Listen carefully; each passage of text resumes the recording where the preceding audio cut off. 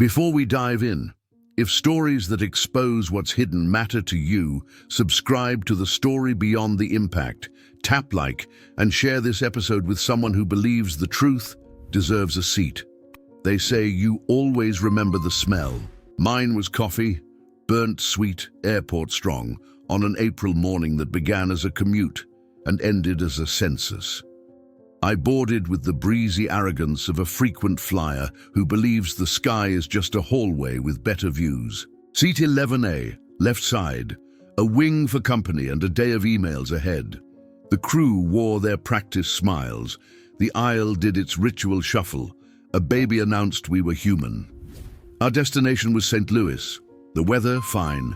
Our airplane, a tired, narrow body that kept its promises by looking like it had none to keep. Climb is scripture to me. Roll, rotate, that soft lift when your chest decides to trust physics again. We leveled into a sky of thin milk. I was scrolling bad news on a small screen when the airplane taught me a new sound. Bang. Not cinematic. Mechanical, like the world had snapped a pencil in the next room. Then the shiver. Coarse, a low-frequency argument running up from the floor into my bones. Out my window, the engine nacelle didn't flame or peel. It just looked wrong, a blur that wasn't the right kind of blur. Noise thinned in the odd places, the way a familiar song sounds off when one instrument quits. The seatbelt chime carried more meaning than its two notes deserve. A flight attendant near row 10 pressed a finger to her interphone, face calm, the way good actors wish they could be. The PA crackled. "We've had an engine issue. We're turning back to the nearest suitable field." Philadelphia. A word that had never been anything but a cheesesteak and a bell suddenly became the only ground with my name on it. People misremember panic as chaos. It isn't. It's busy, misapplied. We were taught to spend ours properly. Shoes on, belts tight. The cart vanished like guilt pushed under a bed. A woman across the aisle whispered someone's name into her palms. A man in a suit shut his eyes and negotiated with air.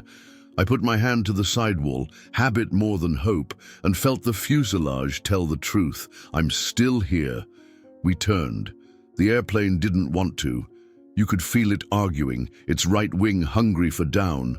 The captain came back on, voice steady, promising effort, not outcomes. He would do everything in their power. The crew would prepare us. We should follow instructions. I decided right there to trade all my superstition for someone else's cadence. The descent felt like a staircase with missing steps. Then Philadelphia showed itself through the cloud, a gray quilt of city, a glitter of rivers, a runway that looked criminally narrow for a machine this wide when your heart is measuring it. Brace, brace, brace. We did, and the world reorganized itself along the lines of a checklist. Touchdown wasn't a kiss, it was a negotiation. We skidded, we howled, we stayed upright. The airplane shuddered to a halt and went still in the way only machines can. Alive, but waiting for orders. Slides deployed. I can still feel the fabric of it on my palms, the burn of urgency and nylon. We met the field like refugees, and Philadelphia was already moving toward us. Trucks, foam, voices with jobs. On the bus to the terminal, a municipal chariot with frowning vinyl seats, somebody asked, "Is this all of us?" Someone else counted out loud and stopped. Numbers fell on the floor like coins. Inside, the airport had been rearranged into a triage of fact. A conference room became a family room. A gate became a staging area for blankets and clipboards. A uniformed woman handed me a pen like a vote. Name, seat, injuries. I wrote 11A, shoulder, and then looked over at the whiteboard where a manifest had been taped up with the apologetic bravado of bureaucracy working hard. Names filled the page in clean columns. Some were checked, some circled, some blank. I scanned for the man from 12C, the one who had offered me gum like a talisman, and said he hated flying less when he could share a packet. Not there. I scanned for the older woman in 14C with the red scarf and the paperback who had said, "I don't like sitting over wings. They look like choices." Not there either. The whiteboard glowed with an authority that felt like weather.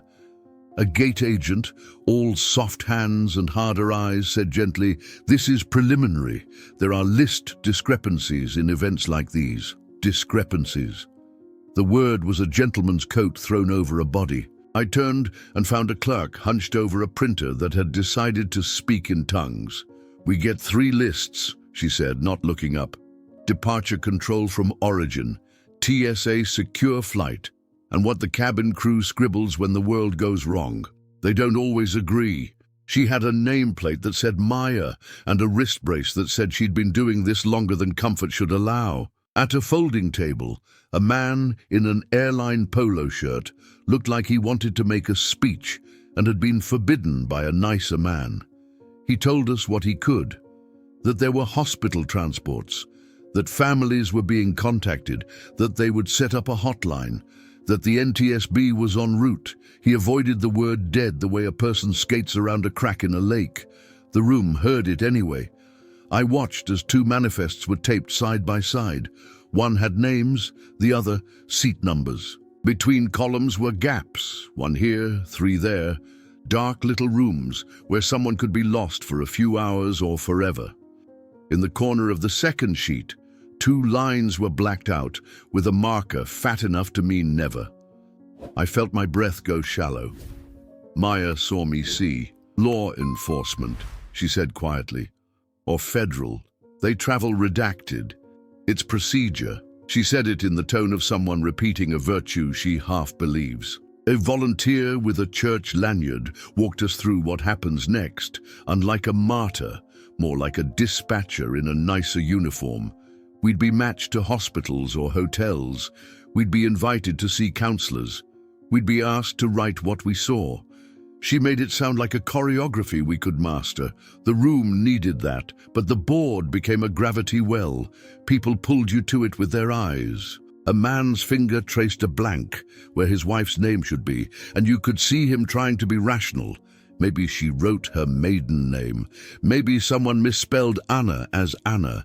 Maybe the list was old. His face contracted when maybe ran out of runway. A woman in a business suit who had kept her hair neat because it was important to her to do something tidy asked, "Are you sure this is everyone?" The airline man, either mild by nature or trained there, said, "It's most." The word landed like a glass set down too hard. I don't know why it mattered so much. The list. Maybe because it's the last polite map of a mess. Maybe because names are the only thing we can promise each other when the plane goes quiet. I found 12C eventually, checked in at Jefferson with a concussion and a sense of humor. I found the red scarf lady and learned she wore it to every medical appointment, and now that included today. But the board still had holes, and the 2 black lines stayed black. We were herded toward buses to hotels. I lingered because lingering is a job when you don't trust other people's pace. A man with a hospital badge said, "If you're looking for someone, come with me."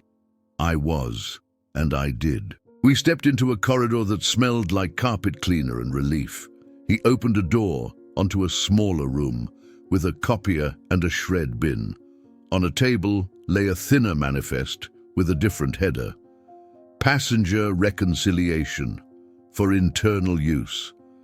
It had the crisp confidence of a document that believes itself more than you do. I saw the 2 black bars again, and a 3rd line with a code instead of a name. VIPS. Who benefits when names don't exist? I asked, the question escaping before my manners caught it. The man glanced at the door.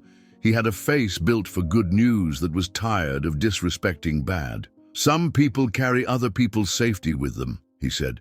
"Some carry other people's lawsuits, and some carry politics. I don't get to decide which one gets a pseudonym." By night, the hotel's ballroom had been turned into a cafeteria of the displaced. We ate color-coded sandwiches and waited for calls that might turn us into exiles or let us go home with guilt properly attached. I stared at my phone until it felt like an altar. When it buzzed, it wasn't the name I wanted. It was Maya. "Meet me at the terminal tomorrow. There's a second set of lists. We'll compare." I didn't sleep. People say that like an accomplishment. It's just a fact that lands you in the morning with less armor. At 3 a.m., I wrote down every seat I could remember and the face in it. At 4:30, I added what they said in the 5 minutes before Philadelphia claimed us. At dawn, I put on yesterday and went back to the airport to match a memory to a manifest and find out why privacy had teeth. I thought survival was keeping your pulse. It turned out to be keeping the names. The terminal at 7 a.m. was a church of fluorescent forgiveness. Cleaners had erased what the night wrote. Announcements apologized for being normal. A new line of passengers regarded us like a story they'd overheard and didn't know how to punctuate. Maya was waiting by a vending machine that had decided no one deserved a good breakfast. She wore the brace, the badge, and a look that said, "I will help until my shift ends," and then for an hour after. "Come on," she said, and led me down a corridor not on any map the public gets to keep. We passed a door marked authorized and walked straight into a shrine to paperwork. Grey cabinets, stacks of forms bound with rubber bands like bundles of old letters, a printer that sounded like rain in a tin roof. On a metal cart sat 3 stacks of lists, each with a different header and a color stripe. Blue, green, red. "Blue is departure control," Maya said, tapping the first stack. "What the airline thinks is on the airplane when the door closes. Green is secure flight, TSA's version, with DOBs and redress numbers and things that keep us from reinventing bad days.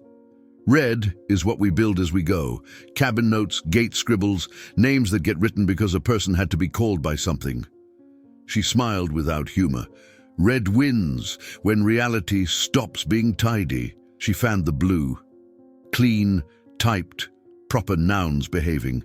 Then the green, denser, columns like fences, codes that meant a lot to someone in a cubicle I'll never see. Then the red, handwritten, coffee-stained, the knuckle prints of people doing their best in noise. She handed me a red Sharpie. "Circle discrepancies," she said. "I'll circle if I disagree. We'll fight it out." We started at 1A like we were dealing cards to a ghost. Some names lined up 3 ways, blessed simplicity. Others went 2 out of 3, which in aviation is both enough and not enough. You need the last instrument to stop arguing. Then we hit the holes. 14C, the red scarf. On blue, M. Carter. On green, Margaret Carter, with a date that made sense for her face. On red, "She was in the lav during count," Maya said. "I filed a note. We'll fix it." 12C, my gum diplomat. On blue, J. Singh. On green, J. Singh. On red, concussion Jefferson. Relief landed in me like a good medicine, taking the edge off pain without pretending to be joy. And then we got to the bars. 2 lines in green were blacked out. On blue, they were initials, LO and USMS. On red, Maya had written, in a hand tidy enough to teach school, "Leo on board, name withheld per policy." She didn't look at me. "Air Marshal," she said, "and the other is Marshal Service, someone under protection. They never display, not on public, not sometimes even to us." I felt the argument rising in my throat, not with her, with the idea that safety required turning a person into a blank. "Families," I said. "How do you tell a family their person isn't on the list because someone else needs to be invisible?" Maya capped the Sharpie with deliberate grace. "We don't," she said. "We tell them we're confirming. And we run the room list at the hospital. Manifest roster. Today, roster wins." We took the red pile and physically walked it to a wall-sized whiteboard where the night crew had left a grid. Seats across, A through F, rows down, 1 through the part of the airplane where everybody starts lying to themselves. Together, we filled. 11A, me. 11B, empty. 11C, man with crossword. 11D, military haircut. Left early with a limp. He refused to confess. Every time we wrote a name on the board, the room got lighter. Every time we left a blank, the air got thick. Maya pulled a binder that looked like it had been to war and back. Missing passenger reconciliation. It contained pink forms carbon copied into oblivion, each a questionnaire a clerk had to run if a person's body had not presented itself to any known desk. Name, seat, last seen, who's asking, hospital calls placed. She skated through pages with muscle memory. Here, she said, tapping a line. 14C, seen at slide by EMT, no receiving hospital listed. She dialed a number from memory. I listened as vowels traveled and came back relieved. Penn Presbyterian, good. Update red, make blue eat red. Every 5 minutes, an airline attorney drifted in and drifted out. A man made of suit and phrases like privacy obligations and we should avoid exposure. He looked at the 2 black bars and relaxed, the way people do when a policy has done its job and a person hasn't had to. I asked who the VIPS code protected. He said it was legacy, a category for executives, high-profile clients, political travelers whose security detail preferred to be pretend. They shouldn't have been there, I said before my filter could install itself. He stared at me with professional patience. Flights are for the public, he said. Policies are for making the public possible. In the afternoon, a copier jam gave us a minute none of us asked for. I went back to the board. 2 blanks remained, 7E and 22F. 22F resolved with a call to a clinic that had taken a walk-in and written plain under chief complaint. 7E stayed empty. I knew who it was by the shape of absence. The woman in the yellow jacket, reading a report with a redacted block so thick it looked like modern art. She'd said during taxi that she hated middle seats because they made her feel erased. 7E made my stomach fall through the floor. We went hospital by hospital, no 7E. We checked morgue lists with a humility that felt like a sacrament you don't deserve. Nothing. We checked nearby hotels. A clerk remembered yellow and a habit of saying thank you like punctuation. We checked rideshare logs with a detective who called the idea Hail Mary and meant it might score anyway. Ping. A driver had taken a woman in yellow to an address in Old City. Maya wrote the address into red with a flourish that for once felt earned. We knocked on a door that smelled of paper and lemon oil. Inside, law, the kind that buys conference tables heavier than promises. A receptionist named Erin learned our faces and thought better of lying. 7E sat in a glass-walled room with an ice pack and a stack of NDAs. Non-disclosures like sandbags around a name. She looked up and did a math problem that puts fear and relief in the same sum. My firm told me, she said, not to be on any list. I felt my scalp tingle the way it does before an argument that will color your mood all day. Maya, professional to the bone, said, you have people looking for you. 7E said, they know I fly. Maya nodded. They don't know you landed. It turns out names get removed for 3 reasons: safety, strategy, and shame. Safety keeps law enforcement invisible. Strategy keeps clients and executives out of the press when their presence would complicate negotiations that like clean rooms. Shame keeps mistresses, rehab patients, runaways, separations off paper that gets requested in tribulation and framed in living rooms. Each reason claims a virtue and smuggles along a flaw. I stood in a law office counting how many virtues outweighed how many flaws, and the equation didn't balance. 7E signed a release. She called her mother with a voice made of apology and oxygen. Maya wrote 7E, found on the red board in a neat block that could have been a band-aid. Back at the terminal, we filled the last square like finishing a puzzle no one should have had to start.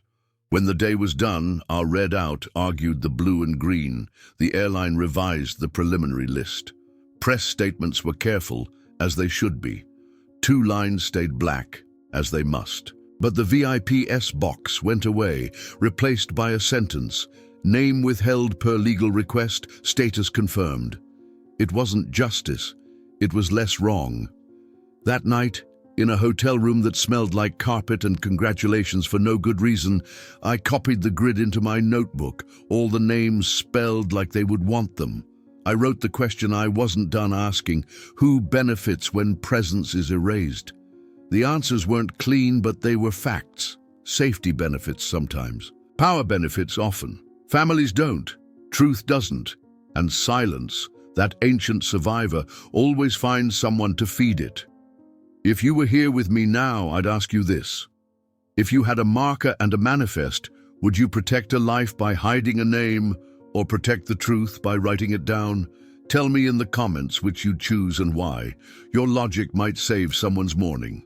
By morning 2, I knew the airport's back corridors better than the concourses. The public side had resumed its theme music, boarding calls and rolling bags, while our little republic of paper lived behind a badge reader, where truth and policy kept bumping shoulders and saying after you like polite enemies.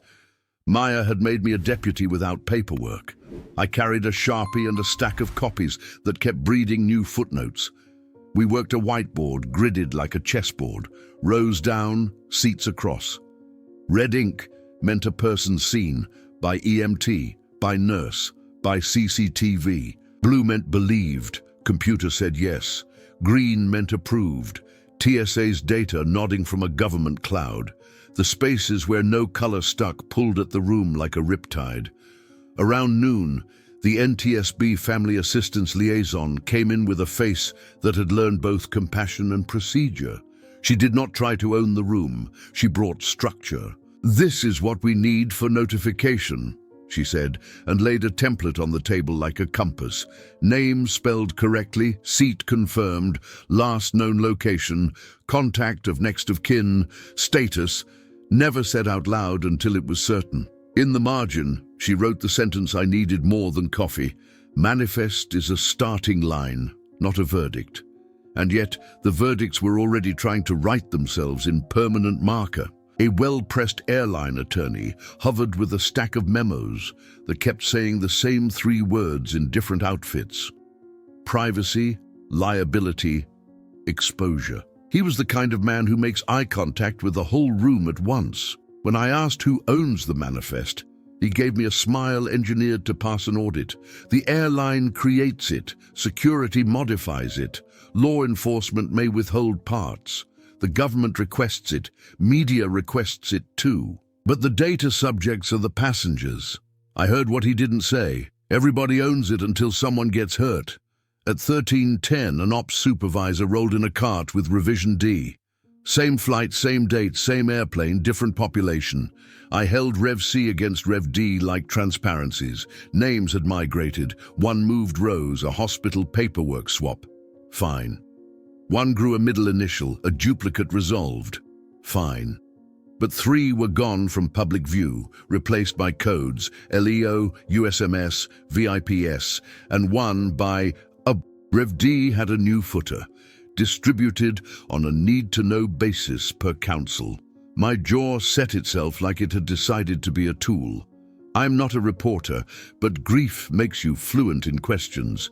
Who asked for the codes? Who signed for the redaction? Who benefits when a presence becomes a placeholder?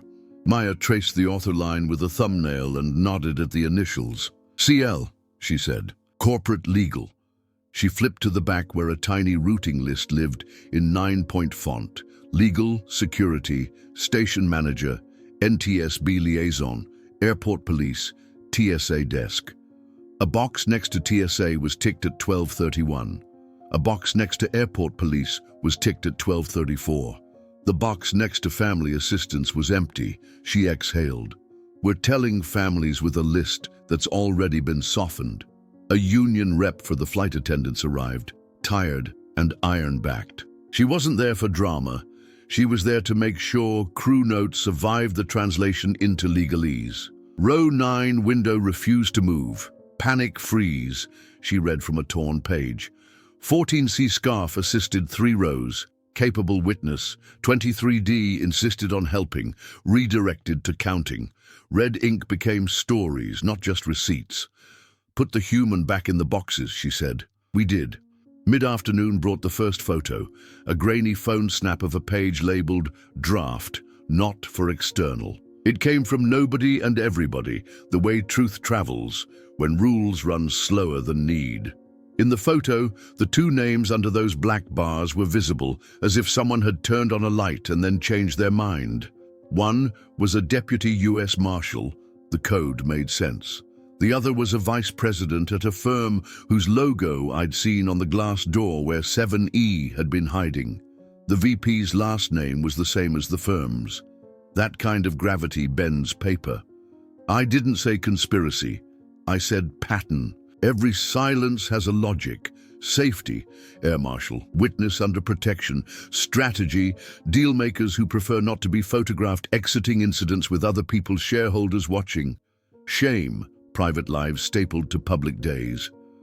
Each logic has its virtue, each has its smuggle.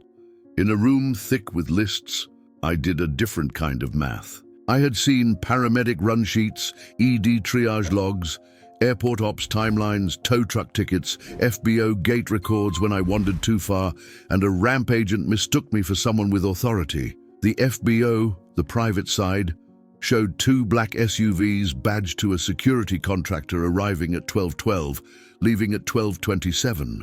On our side of the field, the public was still learning how to spell adrenaline. I asked Maya if the private side ever touches the manifest. Not officially, she said. Unofficially. She tilted her head at the ceiling and let the tile answer. The NTSB liaison watched me trace threads and didn't scold. There will be FOIA, she said gently, and there will be redactions. We fight when it matters. We prioritize the living and the next of kin. She was right. But next of kin are not the only people who need a map out of a bad day. Communities do. History does. So do the unloved facts that teach the next clerk where to stand when a list tries to erase someone. Late, when fluorescent gives up pretending to be sun, the attorney returned with a press template for passenger reconciliation update. It said the thing all these templates say: our thoughts, our prayers, our gratitude, our cooperation with authorities. It did not say who had been intentionally excluded from the version being released. I asked if we could add a line. Some entries withheld for security, all statuses confirmed to families concerned. He considered the sentence with a surgeon's frown. It invites questions. They already have them, I said. Maya slid the paper back to him like a tray. Add the line. To my surprise, he did. We closed the day with the grid full. Not perfect, but complete enough that the air got lighter. Where there were still codes, there were now notations: withheld per USMS, protected LEO, and next to the VP, counsel request, status confirmed. We had not beaten secrecy. We had named it. Sometimes that's the only honest win available. In the hotel elevator, a stranger recognized my wrist full of ink smudges. You work for the airline? He asked. I shook my head. For names, I said, and surprised us both with how much that sounded like a job. In my room, I copied the final grid into my notebook, careful with spelling, careful with diacritics, because nothing says you don't matter like a lazy vowel. Before sleep, I wrote a line I'd stolen from Maya and made it mine. Make blue eat red. Make green bless it. Let the human stay legible. Then I put the Sharpie on the nightstand the way some people put a glass of water. We were not done, but red had outvoted black for a day, and that felt as close to justice as a list can get. When grief can stand, it starts pointing. I woke with a courtroom already convened in my head. Who benefited when names were rubbed out? I drew a map on hotel stationery, arrows, boxes, verbs like shield, delay, deflect. The center circle said silence. The outer rings said safety, strategy, shame. Each arrow wore a tiny price tag. First stop, safety. The airport police captain gave me 15 minutes in a break room that smelled like coffee and Kevlar. I didn't accuse. I asked him to teach me. He explained LEOs and protected witnesses, the way operational security sometimes requires disappearing a person until the day stops trying to eat them. If an X shows up with a screenshot of a passenger list, he said, someone dies for our transparency. He tapped the table. We keep the living. I wrote virtue, lives saved, and under it, cost, families in limbo, the public asked to accept a blank on trust. Second stop, strategy. I didn't get a meeting with corporate legal. I got a hallway with CL at the end of the routing list, and a junior associate whose eyes had the reflex to apologize. She spoke in sentences that had been vetted. Executives travel under policies that minimize market impact, negotiation risk, kidnap targets. No one wants an M&A headline with a photo of a CEO in front of a burning truck, she said, then flinched at her own candor. Removing a name prevents speculation that can move stock or poison a deal. I wrote virtue, economic stability. Under it, cost, two classes of public, named and unnamed. Third stop, shame. Shame never schedules meetings. It meets you in parking garages and hotel lobbies and the back rows of ballrooms. A woman in a blazer that screamed large, firm, small mercy told me she had been on our flight and asked to be left off. Divorce, custody, a life in the overlap of private choices and public accidents. I was wrong, she said. Eyes on the patterned carpet survivors stare at when eye contact is too violent. I thought the list was about me. It was about everybody else being able to count and sleep. I wrote virtue, personal, privacy. Under it, cost. Math doesn't work. A community can't add itself up. By afternoon, the map had notes in the margins like a law student's diary. Insurance benefits when ambiguity buys time. PR benefits when the narrative is no longer a swarm. Regulators benefit when they can say, we're still confirming, without inviting a second news cycle. Even victims' funds benefit. Their formulas need certainty, not guesses. Every benefit came braided with a harm, trust eroded by opaque process. I took my map to the person who had kept me from drowning in paper, Maya. We ate stale pretzels over the cart where red, blue, and green had learned to share a table. I showed her the arrows. You're not wrong, she said, but you're missing a circle. She took my pen and wrote in the corner, people trying to go home. She circled it. Everyone on your map is trying to get through the day with the least damage, even the ones with nice shoes. She meant CL and she meant me. I asked the question I knew was unfair because I needed to hear someone try. What's the rule? She hummed a little. Airport music, cheap and soothing. We don't have one. We have a practice. The practice is, tell the families first, then tell the truth in public with the least harm. If a name is withheld for safety, we say that.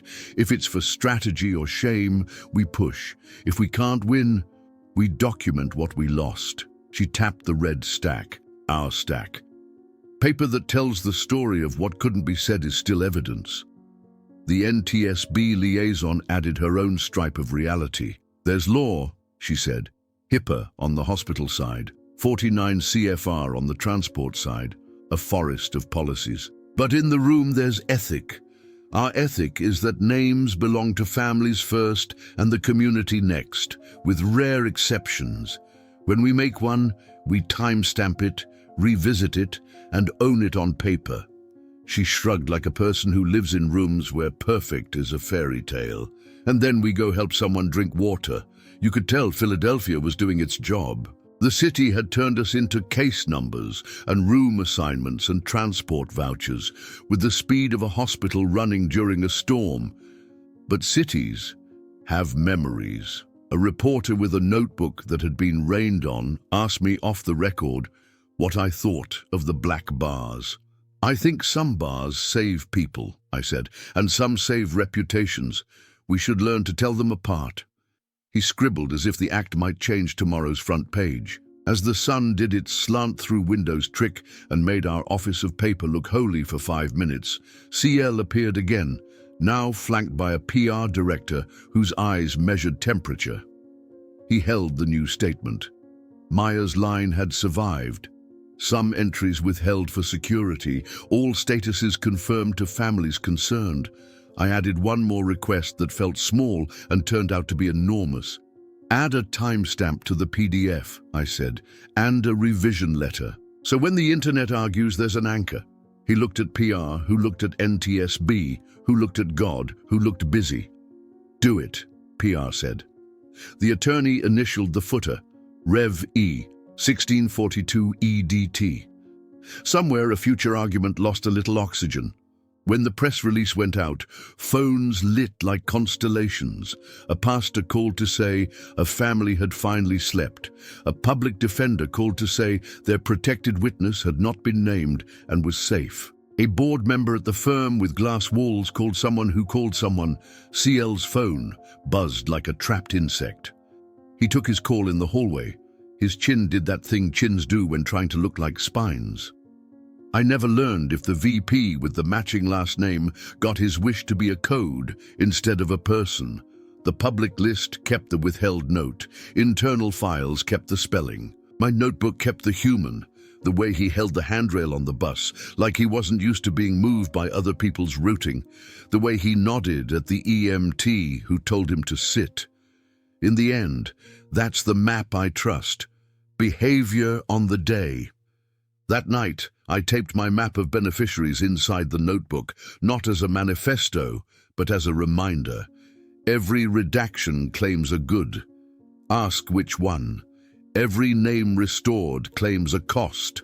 Ask who pays. If you work the list long enough, the only side you can join without adopting a costume is the names. Not heroes, not villains. Names. Spelled right. Counted once. I didn't end the day with a CTA to the universe. I ended it with a checklist, because that's what kept me alive on the airplane and in the rooms after.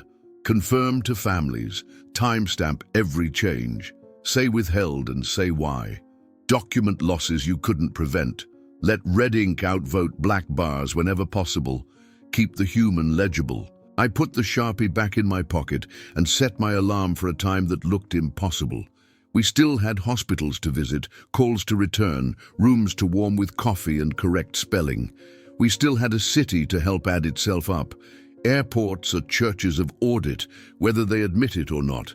Every beep, boarding pass and bag tag leaves a breadcrumb in a system that doesn't sleep. On morning 3, Maya introduced me to the person who tended those breadcrumbs. "This is Rafi," she said, as if that explained the lanyard with too many keys and the eyes of a man who solves problems no one sees until planes stop moving. He lives inside departure control. We found a cubicle farm past a door marked Systems, authorized only, where the air smelled like dust and cooled electrons. Rafi had the manner of a paramedic for databases. "You want to know who touched what?" he said, already waking up a terminal window like a pianist warming scales. A blue screen gave way to a green one, gave way to a world of logs that looked to me like rainfall. He taught me the grammar. PNL, the passenger name list. What the airplane thinks it's carrying when the door closes. ADL, the additional list, late changes and miracles. Man entries. Manual overrides, the clerk's Sharpie translated into bits. Every transaction leaves 3 prints: user, time, action. He filtered by flight number and our date. A column of UTC timestamps snapped into view, clinical as heartbeats on a monitor. "There," he said, tapping the screen where a line read, "Redact, name true. User, Clausance. Time, 12:29:18Z. Action, mask packs, public view. Rows 2, he scrolled. Another, mask packs. Public view at 12:31:02Z, user USMS's gate. Marshal, he said, nodding. Expected. He highlighted the first again. Corporate legal, he said, as if naming a weather front. Flagged 2 PNRs as do not publish. He clicked deeper into the OSI, other service information. Those free text fields where people tuck sentences systems aren't smart enough to own.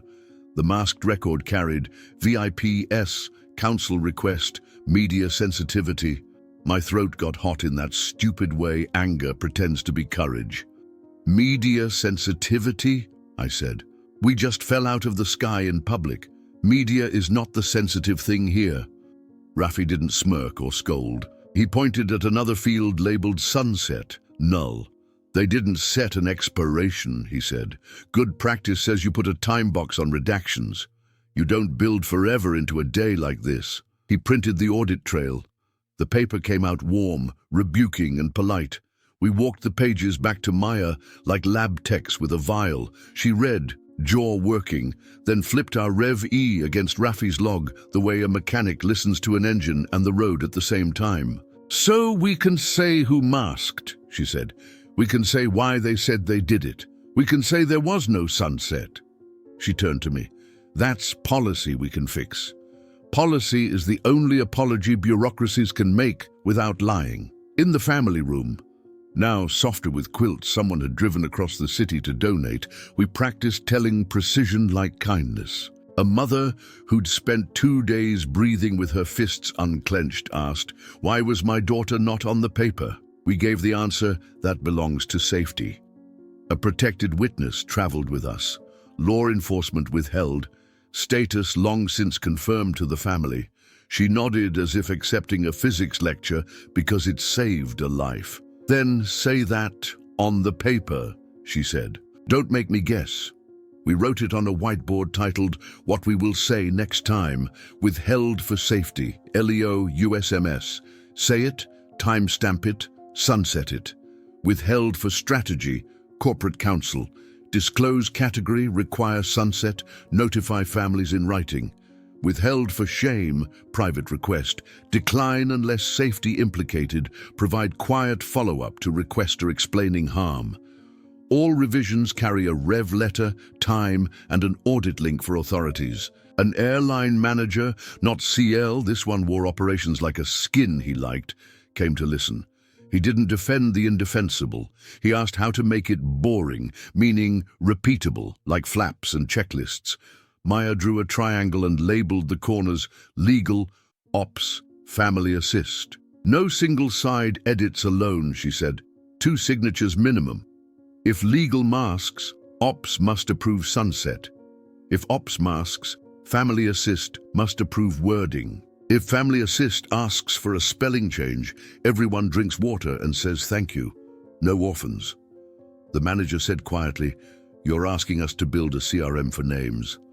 I liked him immediately. "Exactly," I said. "Crew resource manifest." The next fight arrived not as a storm but as email. A partner at the Glassdoor firm sent a letter that read like an expensive shrug. "Our client's presence is not germane to the public narrative. Redaction prevented false inference. Your release has created exposure." The PR director, who had become my unlikely favorite, exhaled through his teeth. "Exposure to what?"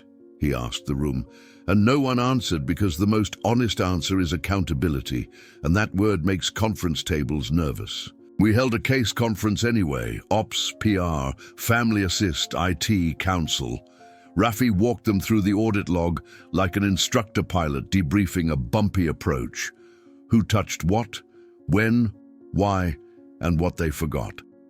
Maya presented the sunset idea with the patient force of someone who moves furniture in storms. The liaison from NTSB put ethics on the table without performing it. "Families first," she said, "then the public truth with minimal harm. If you withhold, you own it and you expire it." Council did not repent, but policy turned a degree. They drafted a name-handling SOP before dinner and sent it back out like a peace offering. Categories, approval matrix, sunset periods, 24 hours for strategy, 72 for safety unless renewed in writing by law enforcement, language templates that said withheld and why. There was a line at the bottom that mattered more than its real estate. All redactions and sunsets recorded to auditable log. Families receive written confirmation of status regardless of public view. Rafi added a checkbox for sunset date to the system that afternoon and pushed it live. It felt like watching a small light appear on a panel where a blank used to be. Not everyone wanted sunlight. Late in the day, a courier delivered a cease and desist addressed to any party disseminating internal lists. It read like a hiss. It was also a tell. Someone was scared of how we fixed this. I carried the letter down the hall and read it to 7E, who had returned with her own apology in her face. "They wanted less you," I said. "We need more." She nodded. A person who had met her own ghost and decided not to be haunted by it. She called her mother again. This time to say I am present where people can see me. By sundown, Philadelphia had done that thing cities do, turned once in a century into forms and habits, and afternoon light through glass. We put the final Rev F on the public list. It carried 2 withholds, safety, 0 VIPs. Every entry had either a name or a reason, a status, and a timestamp. Families signed off on their rows. Blue had eaten red and green had blessed it. Black bars, where they remained, were attached to law, not whim. I walked outside into evening that smelled like buses and pretzels. Planes lifted gently, one by one, the city consenting to gravity and then to its defiance. My phone buzzed, a message from Rafi with a screenshot. Sunset met in soft green beside a line that yesterday would have been forever. For the first time since the slides burned my palms, I felt my body approve of the day without negotiation. I still had the useless letter from the glass door partner in my pocket.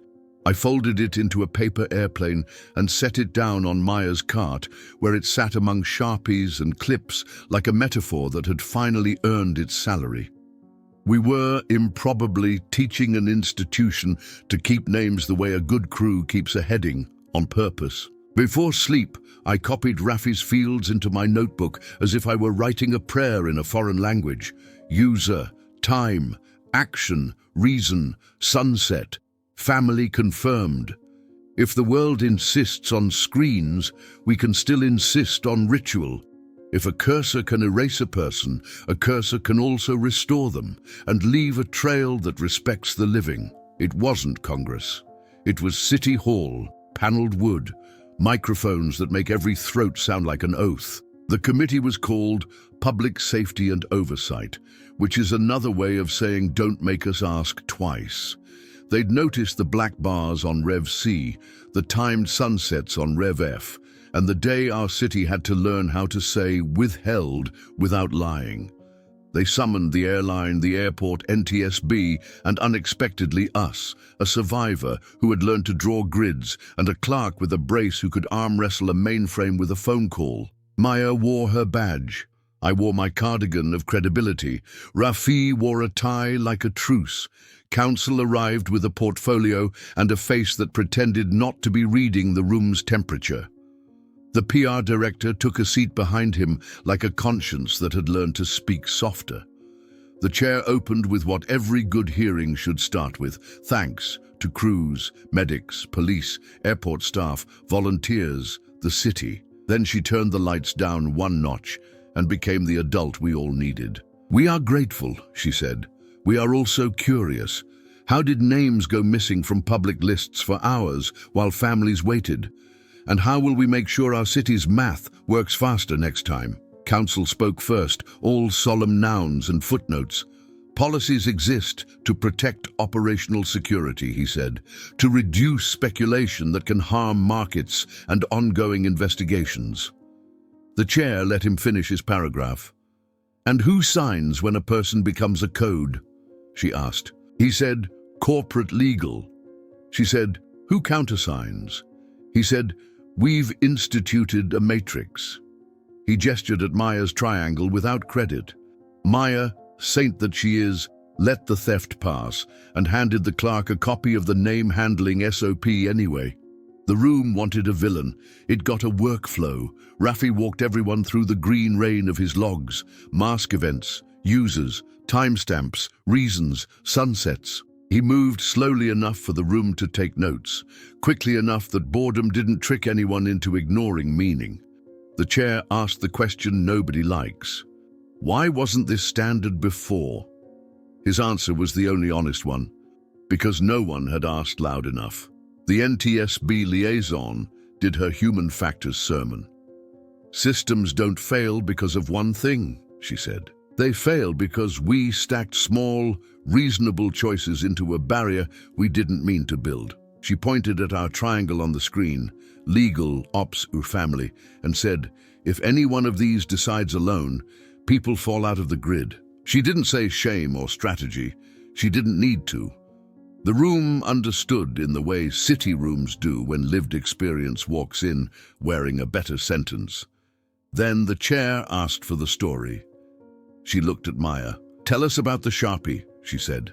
And Maya did. The cart, the 3 stacks, blue, green, red, the grid, the gaps that pulled at the air, the way 7E wore yellow like a signal flare and a secret at the same time, the way 2 black SUVs kissed the private gate while, on the public side, we were still counting people like beads.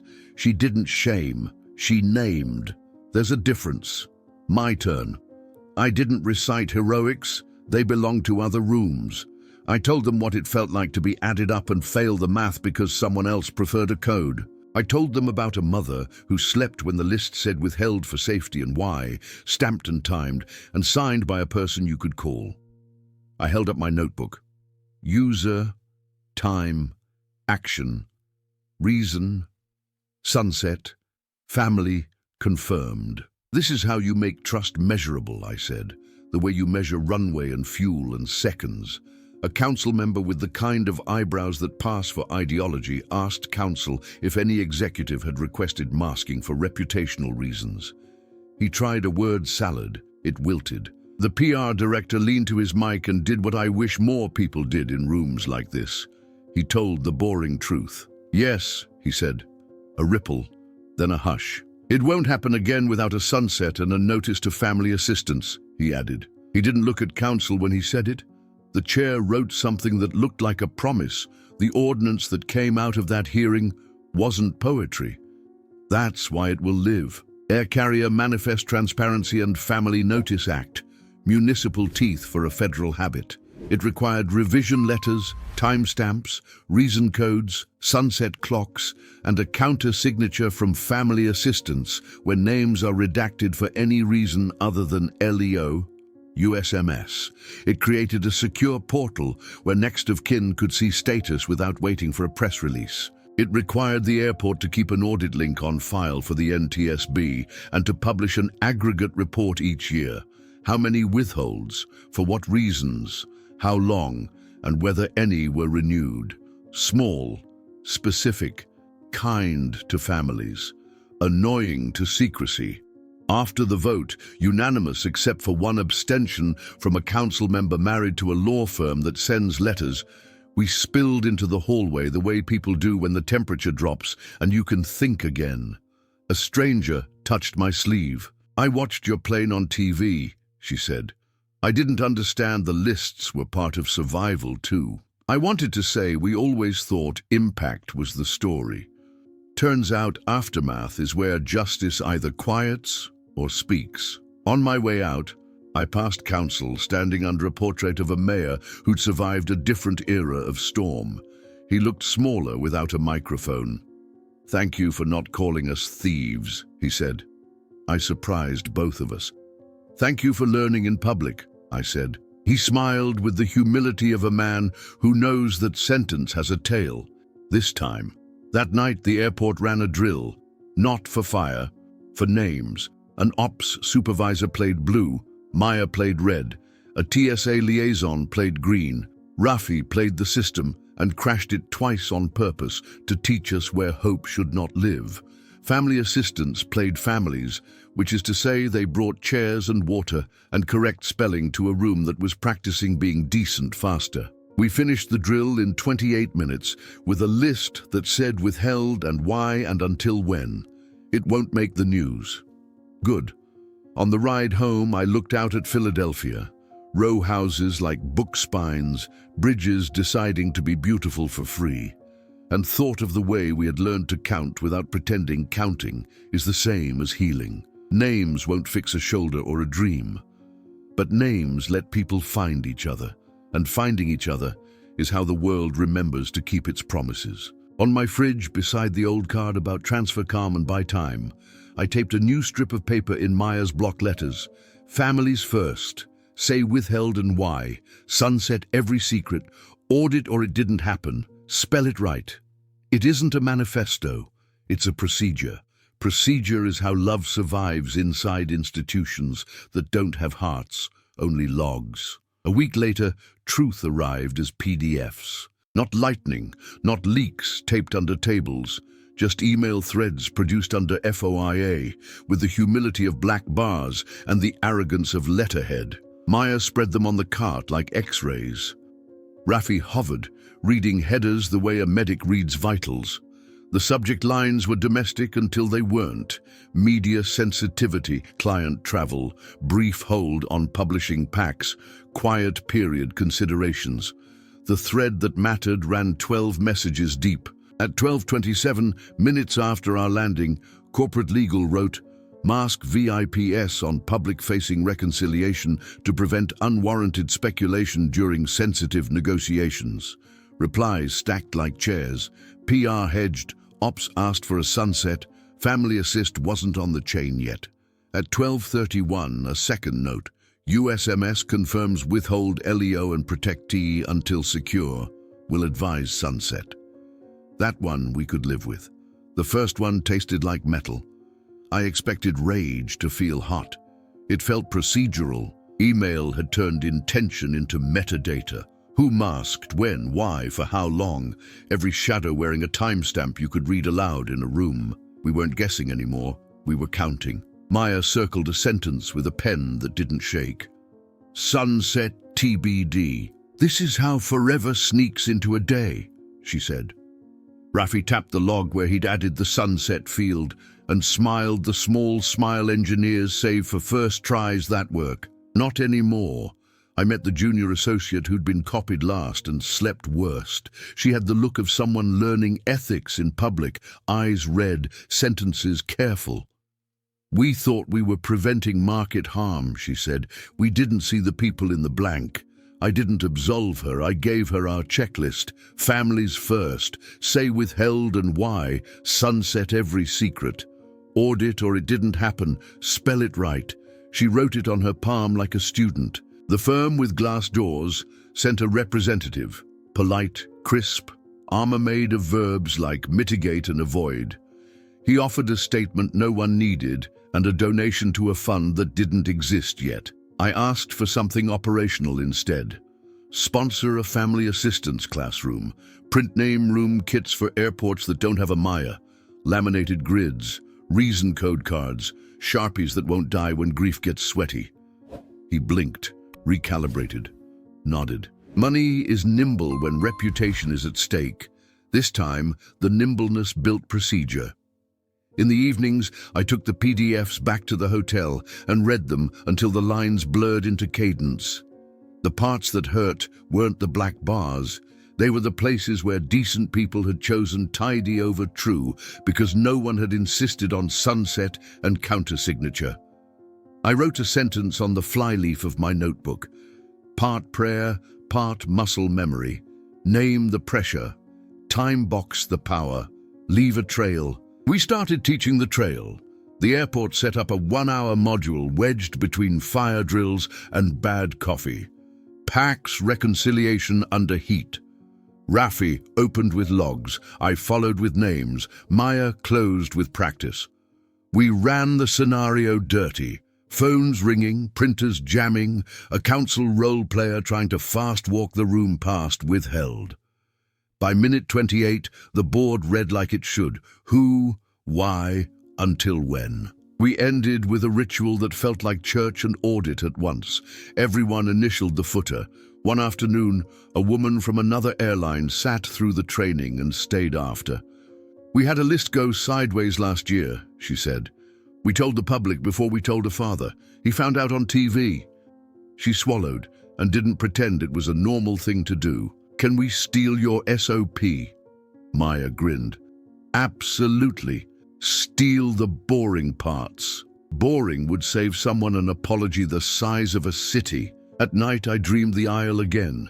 The brace, the slide, the bright grass, and then I dreamed the cart, the grid, the pens. Survival had moved from impact to aftermath, from seconds to spelling. It was not less sacred for being administrative. It was more so. We were learning to keep presence from being a negotiable commodity. When I woke, Philadelphia sounded like a machine that had agreed to be kind. Trash trucks keeping the contract, trains hitting their marks, jets writing thin chalk across blue. I slid the new strip onto my fridge beside the old card about calm and time. Different storms, same work. You can't fix a sky, you can fix a room. We built one. They called it the name room. 4 tables, a whiteboard grid, a small printer with a personality, and a script taped to the wall in a font big enough for adrenaline. Blue, green, red trays. Reason cards, Leo USMS, safety, strategy, sunset, 24H notify families, private request, decline unless safety implicated. A clock on the wall and another in the system because time needs 2 sources when it matters. We stocked comfort like equipment, dictionaries for spelling the names people marry into or shorten to survive, a kettle because ritual repairs dignity, tissues that don't turn to confetti when held in a fist. We added a door sign nobody writes into policy, but every family understands. We will spell your person right. The first time it was used for real, it wasn't us. A different flight, different airline. Smoke scare, quick return, no injuries, plenty of names to reconcile before rumor did it for them. Maya texted a single word. Go. I walked in to find a young clerk whose hands were shaking the way mine used to. Take red, I said, and handed him a pen like a baton. He inhaled, exhaled, wrote a seat and a name, and the room got lighter by 1 human. A father arrived for a daughter who was supposed to be on that flight, but had switched to a bus at the last minute. The blue list didn't know. The green list guessed. Only red could prove the absence. We called. She answered. He cried in relief, not grief, and signed the whiteboard with a shaky, "Thank you, I wish I could hang in every airport break room." This, Maya said, tapping the signature with her pen, is what a manifest done well buys you. Sleep. Not all visits were clean. A man in a suit presented a letter requesting his name be omitted from public communications in view of anticipated media activity. The clerk glanced at me. I pointed to the cards. He read the line we'd written for exactly this. Private requests cannot override public safety or family notification. If you have a safety reason, we'll assess it with law enforcement. Otherwise, your name will appear with everyone else's. Your status is already confirmed to your family. The man looked around for a lever to pull and found only a procedure that didn't care about his shoes. Rafi's sunset clock started ending like little holidays. An alert would ping, green and cheerful. Sunset met, and an entry would unmask in the public-facing list. The first time I watched it happen, I cried in a way only programmers understand, because a field was the difference between forever and until. We began to export the kit. An airport 2 states over printed our labels. A third built the triangle into their ops manual. A fourth asked if they could use our phrase, "sunset every secret." We said yes and mailed them a box of Sharpies with a note. Make blue, eat red. Make green, bless it. At home, I tried to live in a world that didn't revolve around lists. I walked the river, careless on purpose. I booked a short hop and didn't study the manifest like a superstition in lowercase. I practiced being a passenger again, not an archivist with cheekbones. On board, I did my quiet pre-brief, exits, shoes, count 5, look for behavior, and then let the rest belong to other people's cadence. The captain's voice was ordinary, weather, routing, arrival time, my favorite genre of literature. When the wheels met the runway, I felt the old reflex to thank the airplane and the new one to thank the rooms that would be ready if anyone ever had to count me. Proof of life, signed and dated, I murmured into my sleeve, and the phrase felt like a benediction for a city that had learned to be exact. That night, I opened the notebook and wrote the piece I'd been avoiding because it sounded too neat until it didn't. Presence is a right, not a perk. Lists are promises in ink. Sunset is mercy with a clock. Families first, then the public, then the press. If you must hide, hide for safety, and say so. Otherwise, stand with us in the light. I tore the page out and taped it next to the fridge card that has flown with me since the sky got loud. Different storms, same vow. We will do everything in our power, in the air, on the field, and in the quiet, fluorescent rooms where names learn not to disappear. By the time the ordnance ink dried and the name room kits shipped in padded boxes to airports I'll never see, the storm inside me had gentled into practice. We were no longer saving the world. We were turning on lights exactly where darkness had worked best. I took a shift in the name room on a grey Saturday to see whether the machine we'd built could run without the adrenaline of tragedy. It could. A misboard here, a medical diversion there, small disruptions that once would have produced rumour now produced process. Blue came in tidy, green nodded, red sharpened the picture, and the sunset clocks ticked softly like mercy on a schedule. A father arrived with the shaken calm of someone who has learned how to borrow courage. His son had texted from 22F before the return to Philadelphia. The first public list missed him. We found the boy on red in triage, then on green at checkout, then on blue after Rev B.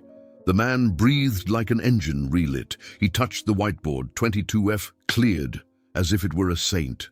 7E came back too, but as a teacher. She stood in front of a group of interns in their best first-week shoes and explained why a name is not a brand asset. I asked to disappear, she told them, not confessing so much as repairing. A clerk somewhere had to call a mother and say they didn't know where I was. That's harm. Don't export your anxieties into someone else's night. Her mother sent cookies. We ate them like an amends.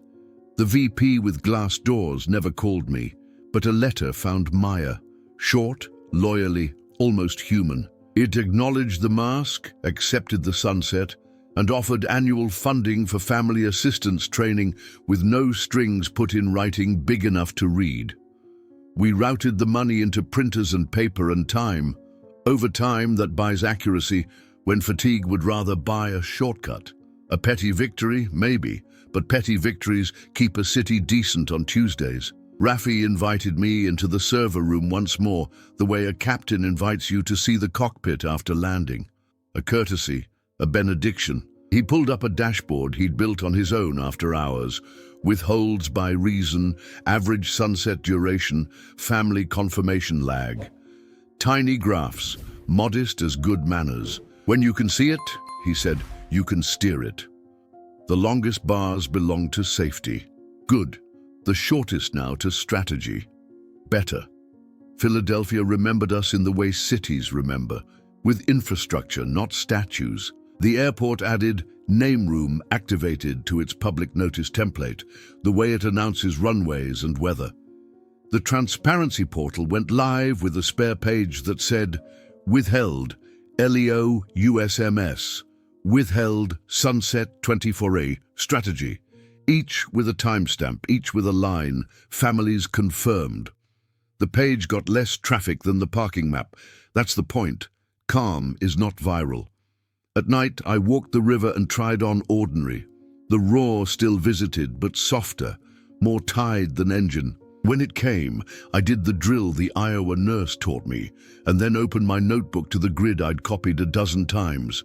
Names, spelled right, presence made visible. I traced 11A with my finger and thought, if the worst had gone the other way, this would be all anyone had to steer by, keep it legible. Once, at Concourse C, I watched a gate agent crouch to eye level with a grandmother who needed proof that her granddaughter had landed. The agent slid the rev letter and timestamp across the counter like a cup of water.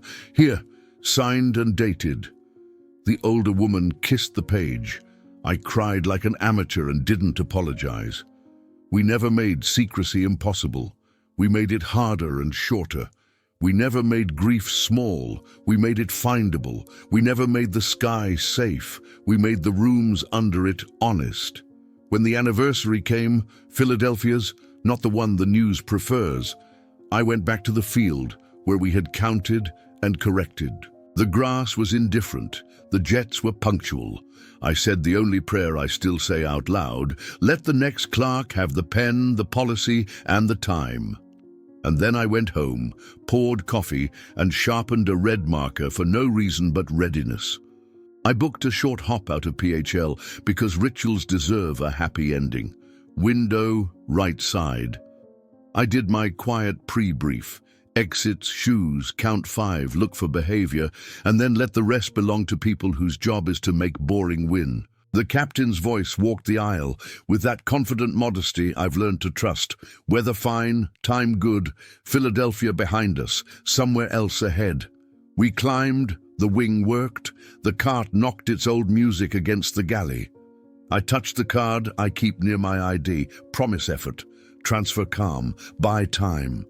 It's worn now, its edges rounded by years of pockets and guardrails and rooms where names were almost erased. I added one last line in tiny print with a pen that still smelled like Maya's cart.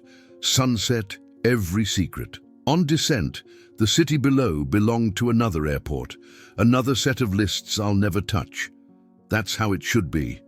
We built something that travels without us, a way to say withheld and why, a way to give families their answer before the public gets its headline, a way to make the audit trail into a kindness you can hold.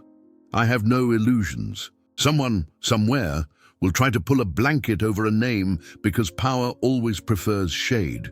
But now there's a clock on the darkness and a counter-signature and a log that refuses to forget. That's not justice, it's runway. We touch down like a sentence ending with a period instead of a question mark. At the door, I thanked the purser for the cadence. She smiled with the exact professionalism that keeps worlds from wobbling. "Be well," she said, and meant it like a procedure. Back home, I taped a fresh copy of our name room checklist beside the coffee filters. Families first. Say withheld and why. Sunset every secret. Audit or it didn't happen. Spell it right. If a chime sounds, in a cabin, a terminal, a city hall, I know what to do. I can't promise outcomes. I can promise effort. I can help a stranger arrive on paper so the rest of them can arrive in person. That's the legacy I'll carry. A red pen that writes people back into the story. If this journey moved you, and if you believe truth should have a seat, subscribe to The Story Beyond the Impact. Tap like and share this episode with the one person in your life who keeps the lists that keep us human.